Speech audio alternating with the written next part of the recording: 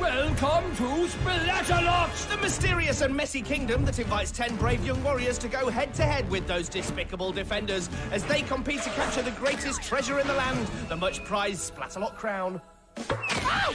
Ow! Can the defenders keep the castle safe from the attackers? Or will our young warriors overcome every hurdle and ultimately find a true champion to rule this messy kingdom? Who will tumble? Who will tilt? Who will teeter? And who will go splat?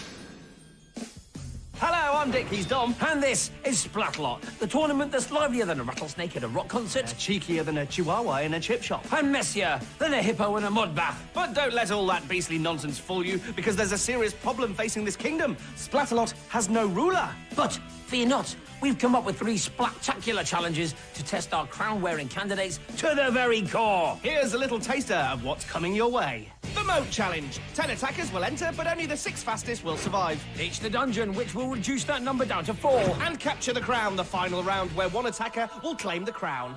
Those challenges are very tough indeed. Well, we've only got 1 crown to give away, so we can't make it too easy for them. Yeah, any attacker thinking this will be a walk in the park is in for a pretty big surprise. Here's the Moat Challenge in more detail.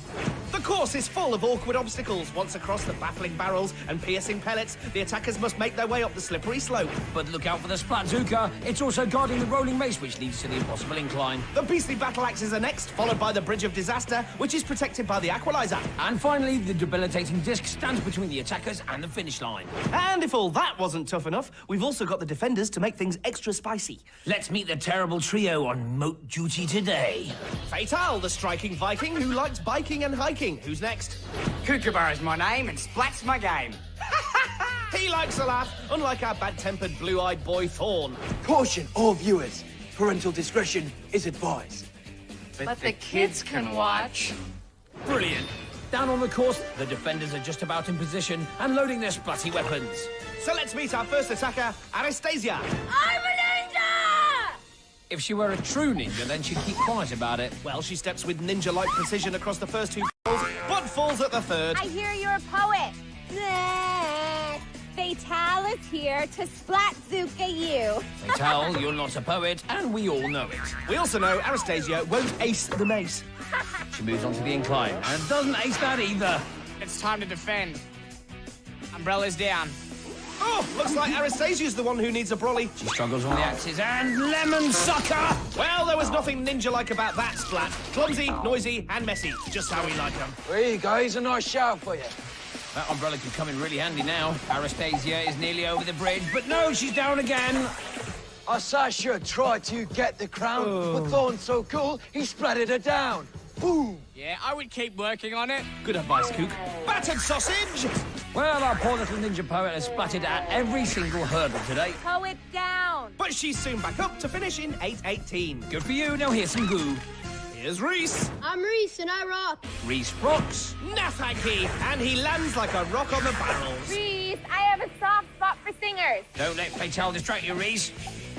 Nose goblin! Yes, Reece may rock, but now he's rolling off the mace. Reece, you're like a cute amphibian. Okay, let's turn this into a little leapfrog. There we go.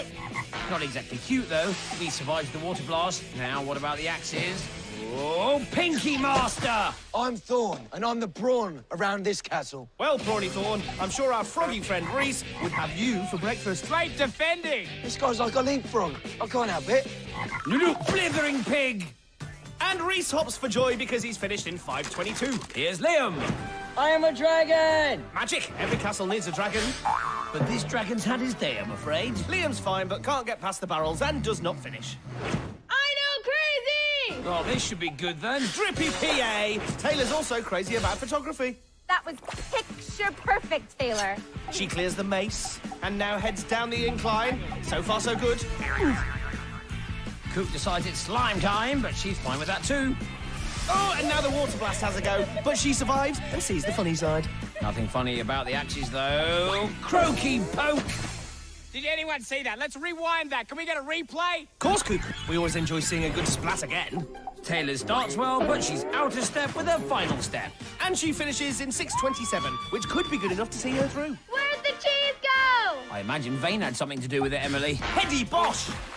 Where did the splats go? Apparently, Emily can contort her body.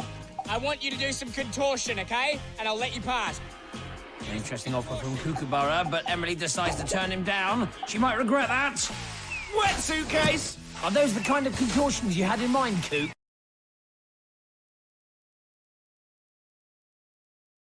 Oh, Thermidor! Do you want to know who took the cheese? I did. Thanks for that, Thorn. Now, what's Fatale doing? Not concentrating, that's what. Oh, but she still manages to splat Emily on the back. I think that was more luck than judgment. Oh, now this looks uncomfortable, but it seems to be working. She's across and makes her way up the platform. That's a very good round from Emily. But will it be good enough? Yes, that time of 3:47 takes her into the lead. You know all that goo at the end of each attacker's round? Yeah, do you think it's a bit mean? Absolutely. It's brilliant. Well, that's the first 5 attackers round the course, which means we're halfway through the moat challenge. So let's take a look at the leaderboard.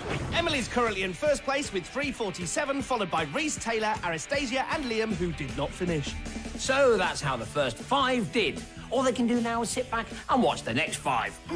They now know the times they have to beat, but is that necessarily a good thing? They'll have one eye on the clock, but they'll need to stay focused on the course too. And all of that is bound to lead to more splatting. Now, at the end of the moat challenge, the 6 fastest attackers will go through to the next round, which means 4 attackers will be leaving. Are you ready? Yeah. Now, my assistant here has 5 balloons representing the first 5 attackers. The blue one represents the current leader. Now, let's say all the attackers in the first half are the slowest. 4 of them would have to leave the tournament. That would still leave our current leader intact. In this case, Emily. So in other words, if you're in the lead at the halfway stage, you're laughing all the way to round 2. You just deflated Emily. Here's the leaderboard. So Emily is safe, but Reece, Taylor and Aristasia have to wait and see. Liam is already out as he did not finish. Let's head back to the course. So the defenders have primed their slime and are ready to go. Here's attacker number 6, Madison. Mistake! Meat-loving Madison makes her move, but she has a beef with the barrels. Maddie, Fatale has a surprise for you. Great, I love surprises. You'll never get me! Guys, this is not an alarm. There's a zebra on the loose. Fatale goes hunting and splats Stripey Madison once again. That spurs our young attacker into action, but the mace roll takes her down. Leave poor zebra alone. Down the incline, over Handy. Jump, zebra. Jump. Defender bender! Madison is certainly making an impact, mainly in the moat, though. Dishfoot! Dead, zebra, you're free. Well, despite some heavy splatting, Madison makes it over in 4:46. Here's Jack. Look out, defenders, because Jack's back. That's a winning smile, but can he win over the barrels? No. Jack went splat. Can you say that, Jack? Oh no, Fatale's rhyming again. Jack ignores her and he's over the incline. Oh, but the water blast gets him and he's down. You know, Jack, you said you're back. I mean, I don't think we've ever met, really, have we? Please shut up, Thorn. Salmonarch! He's back in the skillet. But with that time of 4:18, Jack will also be back in round 2. Oh, look what else is back, Jack. Is that a stump? Here's Tyler. Oh, it's an early bath, which turns into a long soak. Yes, he's fine, but Tyler decides the moat challenge is a challenge too far. Mother hens want to find me! Other hens, Rida. Tiddle push. That's how we get rid of ya, Rida. Rida leaves Fatale and the mace behind, then sits down for a chat with Kook. Welcome to Kook's Got Talent. Show me your talent, and I'll let you pass. Talent! She just didn't have the X Factor. Spangly tat! Maybe she's got the Eggs Factor instead. Mother hens want to splat you. Looks like Fatale wants to splat Rida too. Drizzle waps! Rida falls foul of the splat ball, but it's not the only thing that's foul around here. You failed so badly, but it looked like you were flying. When you get up there, you need to bolt, baby. You know, you're not supposed to give inside tips away. Oh! Fatale splats Kook. That's really ruffled his feathers. Rida's mother hens are pretty animated about it too. Not least because that time of 7:42 is good enough for now. Haters gonna hate. Now, Brayden's splat fact is that he sleeps with 9 pillows. Something tells me he won't find the moat challenge so cozy. Haters gonna hate. Splatter's gonna splat. Bring it on. He takes the mace roll on. Oh, he slips. But he survives. I'm not even going to defend. You're going to slip down there, I guarantee you. You gotta do better than that. So is Kook about to be proved right? Oh, hedgehog! Well, Brayden did end up in the moat, so all credit to Kook and his mind games. Haters gonna hate, and Thorn is going to Thorn. Good one. He's gonna fall. Oh!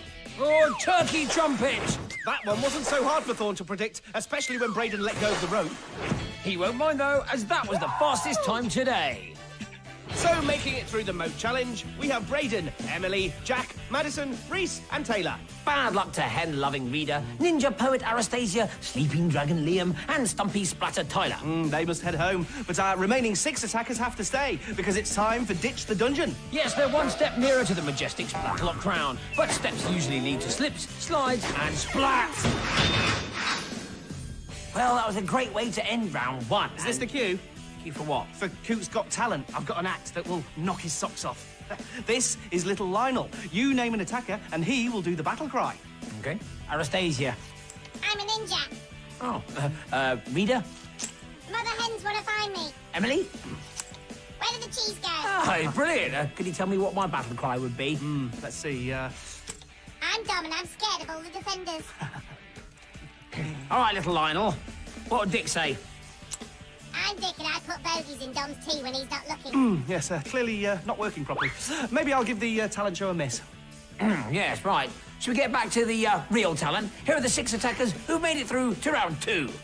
We have Brayden, Emily, Jack, Madison, Reece, and Taylor, who all need to ditch the dungeon. And this is how it's done. The attackers must escape from the stock market, then once over the slippery splat walk, they can start climbing the loathsome ladder. The defenders will be slowing them down at all times with a host of slimy weaponry, but those that make it to the top can claim a flag. Here's the thing. There aren't enough flags to go round. There are only 4, so that means 2 of the 6 attackers won't be making it to the final. It's almost like we don't want to let them through. Nothing gets past you, does it? Unlike our next lot, generally everything gets past the defenders. Here's who's on duty for round 2. Madiva, she never makes any sense, so lets her splats do all the talking.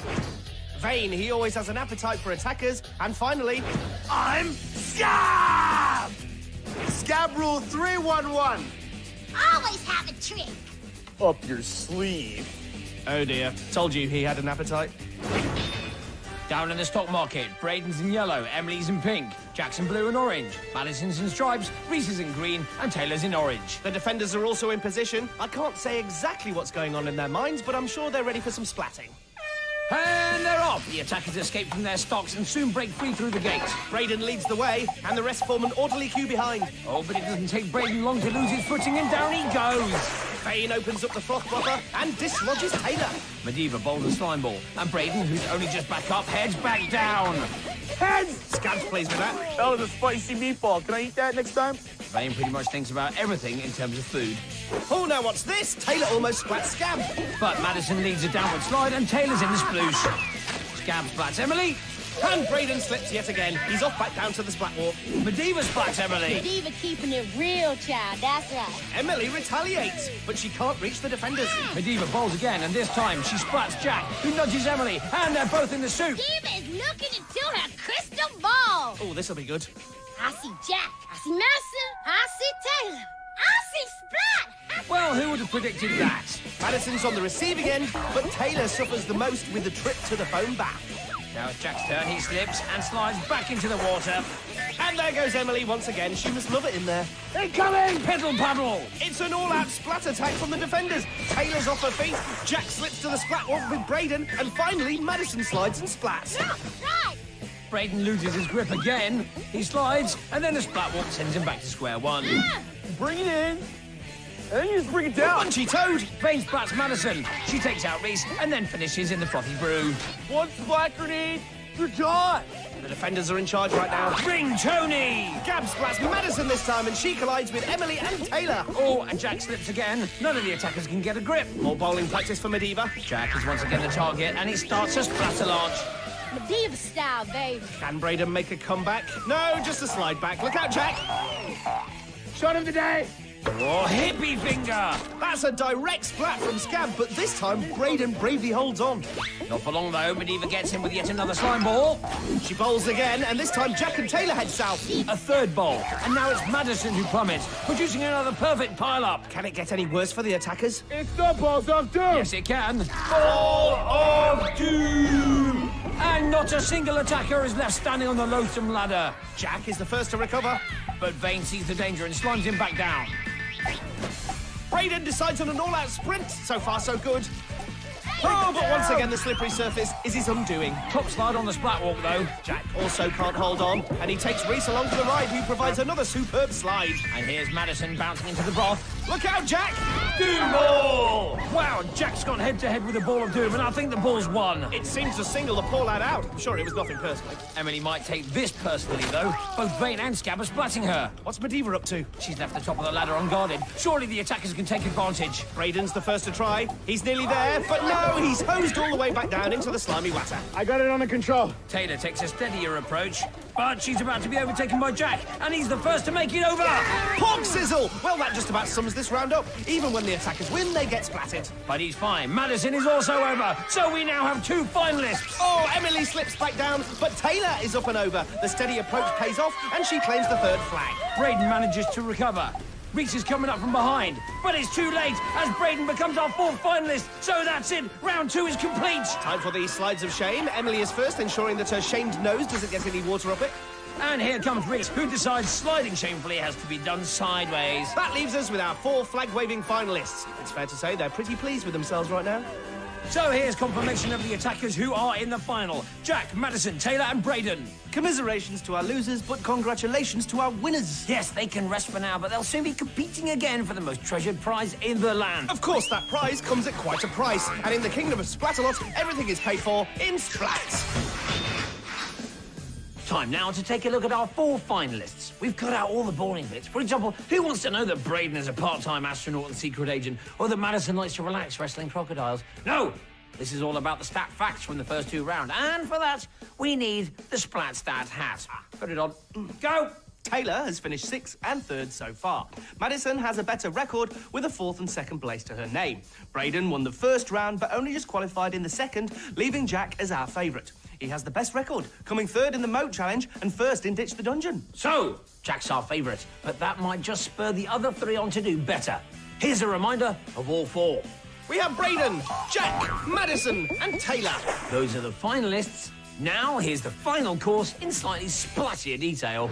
The Capture the Crown round has a little bit of everything. The attackers start with a trip to the Dire Mire, where they'll find the barrier of all barriers. They then head through the gate where the terrifying teas await. Once over, they must leap onto the scary go-round, climb over the annihilating arm, and land on the gruesome twosome. The clobbering cannons are next, followed by a leap onto the royal ramps, and once they've climbed up the slippery rock wall, they'll find what they're looking for. And just to keep the splat count high, we've got all 6 defenders guarding the course. They really don't like losing this crown, and you can rest assured they won't give it up without a splat. Scab and Fatal are on Splatzookas, Kook and Vane are on cannon duty, Medivh's on the equalizer, and Thorn, as ever, is vaporizing. Here are the attackers. Jack's in blue, Taylor's in orange, Madison's in stripes, and Brayden's in yellow. And they're off! Jack takes an early lead, and Taylor takes an early dunk in the Dire Mire. Jack's over, followed by Brayden. But Madison finds the barriers living up to its name. So the boys head for the terrifying tees. Jack's the first to have a go, and he's the first to splat. Can Brayden do any better? He's got further. Oh! And he hangs on. Is a feisty one. He leaps and becomes the first finalist to cross the tees. Back to the barrier, which is still causing problems for Madison and Taylor. Brayden is now on the scary go-round. He's building a healthy lead. Can he clear the arm? Yes, but he clears the scary go-round too. Jack tries the tees again. Squiggaloid! Well, it was a giant leap from Jack, but the splat was even bigger. Here's Madison. Onion bungee! It's another giant splat. Maybe Jack's coaching her. Jack tries a different approach, but it's the same result. It's not like you need your face, huh? Well, he refuses to give in, and this time he's making steadier progress. Get him! Wait a minute, I'll get Nearly this. there, and yes, Jack's perseverance has paid off. Back to Brayden, who's tackling the arm again. Jack tries to join him, but Trump accuser! Brayden's now approaching the gruesome twosome. He leaps, but he can't quite hold on. I'm telling you now, better watch him.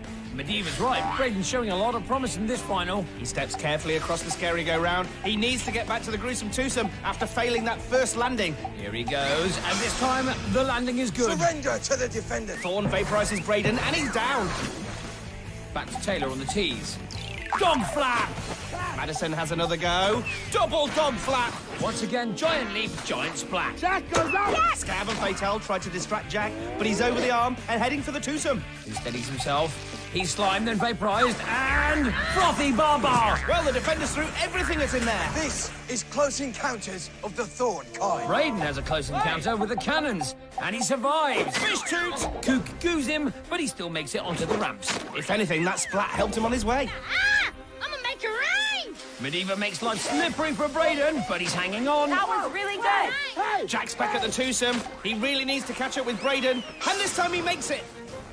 Brayden tries the rock wall. Shish kebab. Well, Scab's aim was off, but so was Brayden's landing.